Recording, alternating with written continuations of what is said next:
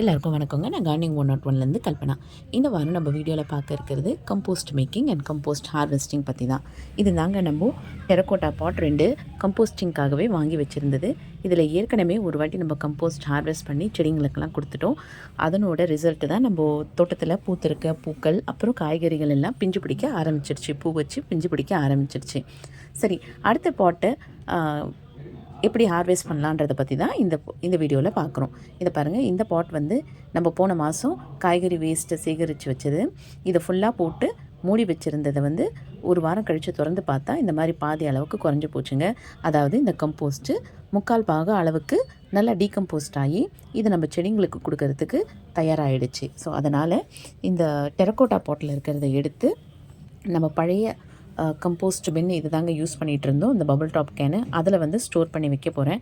ஏன்னா இன்னொரு கம்போஸ்ட் பின் வந்து ஃபுல்லாக ஃபில் ஆகிடுச்சு. இப்போ நம்மளுக்கு ஒரு 2-3 நாள் கிடைச்ச காய்கறி வேஸ்ட்டுங்களை அப்படியே சேகரித்து வச்சுருந்தோம். அதே மாதிரி ப்ரௌன் வேஸ்ட்டுங்களையும் அந்த பேப்பர்ஸையும் நல்லா சின்ன சின்னதாக துண்டாக கிழித்து பொடியாக நறுக்கி வச்சாச்சு. இப்போ இதை எடுத்துகிட்டு பாருங்கள், இந்த பின்லேருந்து எடுத்தது கம்ப்ளீட்டாக எடுத்தாச்சு. இப்போ இந்த ஒரு பபுள் டாப் அளவுக்கு ஃபுல்லாக லோட் ஆகிடுச்சு. ஸோ இப்போது இதனோட ஈல்டான கம்போஸ்ட் அளவு வந்து ஒரு 25 லிட்டர்ஸ் கிட்ட, அதாவது கேஜியில் சொல்ல போனோன்னா 25 கேஜிஸ் கம்போஸ்ட்டு நம்மளுக்கு ரெடி ஆகிடுச்சு. இது எல்லாமே நம்ம வீட்டில் இருக்கிற காய்கறி வேஸ்ட்டும் அந்த ப்ரௌன் வேஸ்ட்டை போட்டு செஞ்ச கம்போஸ்ட்டு தான்.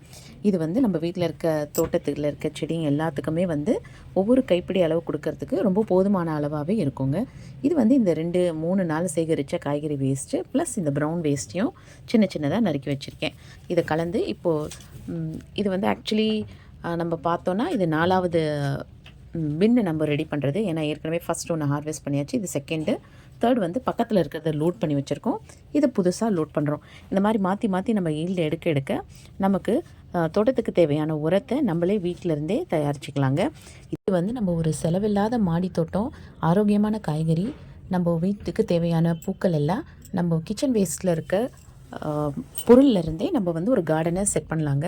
அதே மாதிரி இந்த பெரிய அளவுக்கு நம்ம பண்ணலனாலும் பிகினராக இருக்கும் பொழுது நம்ம வீட்டில் கிடைக்கிற கிச்சன் வேஸ்ட்டை இதை வச்சு என்ன பண்ண போகிறோம்னு நினைக்காம ஒரு சின்ன ஒரு பெயிண்ட் பாக்ஸ்லேயோ இல்லை பபுள் டாப் கேன்லேயோ சேகரித்து வச்சு, உங்ககிட்ட மண் இல்லைன்னா கூட பரவாயில்ல, இந்த மாதிரி ப்ரௌன் வேஸ்ட்டோ இல்லை இந்த காஞ்ச இலைத்தழைகளோ எது இருக்கோ, அதாவது வெட்டுக்கு ஈக்குவலண்ட்டாக ட்ரை போட்டு அதை வந்து நம்ம கொஞ்சம் புளிச்ச மோரோ தயிரோ இல்லை புளிச்ச மாவையோ போட்டுட்டு, அப்படி இல்லைன்னா உங்ககிட்ட வந்து பிரெட் பீசஸ் இருந்தால் கூட அதுலேயும், ஏன்னா அது ஈஸ்ட் கண்டென்ட் இருக்கிறதால அது சீக்கிரம் டீகம்போஸ்ட் ஆகிடும். இந்த மாதிரி போட்டு சேகரித்து வச்சு அந்த கம்போஸ்ட்டை வந்து உரமாக மாற்றி அது ஒரு சாயில் மீடியமாகவும் ஆகிடும். அதில் கொஞ்சம் நம்ம மண்ணை போட்டு வச்சோனாலே ஆட்டோமேட்டிக்காக நம்ம போடுற காய்கறியிலேருந்து ஒரு நல்ல தக்காளி விதை, கத்திரிக்காய் விதை, இது எல்லாமே முளைச்சி தன்னால் வருங்க. அதுவே உங்களுக்கு ஒரு செடியாகி அந்த செடியிலேருந்து ஒரு காய்கறி எடுத்து நம்ம வீட்டுக்கு செய்யும் பொழுது அதனோட சந்தோஷமே ரொம்ப எக்ஸ்ப்ரெஸ் பண்ண முடியாததுங்க.